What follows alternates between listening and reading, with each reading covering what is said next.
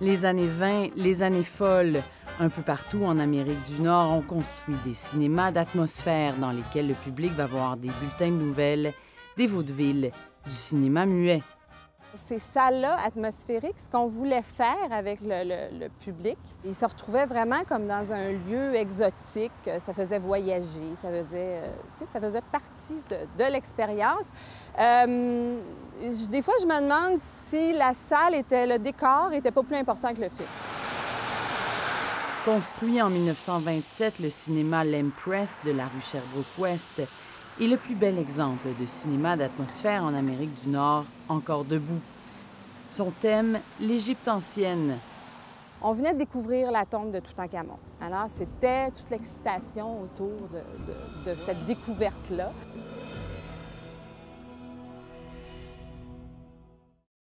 Ça fait des mois qu'Hélène Etier travaille d'arrache-pied pour que ces clôtures disparaissent et qu'on puisse revoir des films à l'Empress. Si tout va bien, il y aura ici 4 nouvelles salles de cinéma d'ici quelques mois. Allons-y. Allons-y. On se trouve dans ce qui était le lobby, l'entrée. Ça, c'est les portes d'entrée qui sont ici.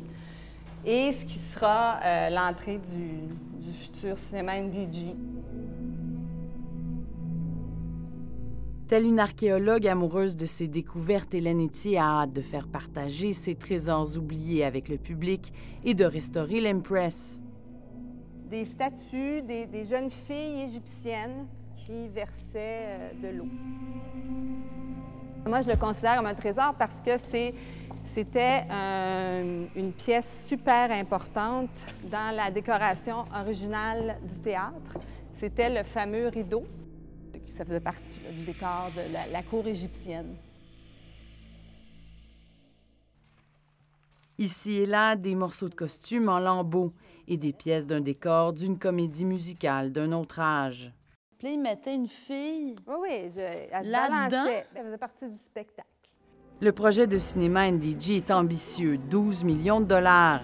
Si Québec y participe, la majorité du financement viendra d'investisseurs privés.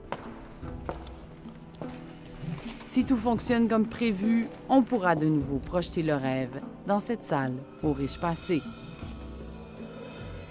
Ici Émilie Dubreuil, Radio-Canada, Montréal.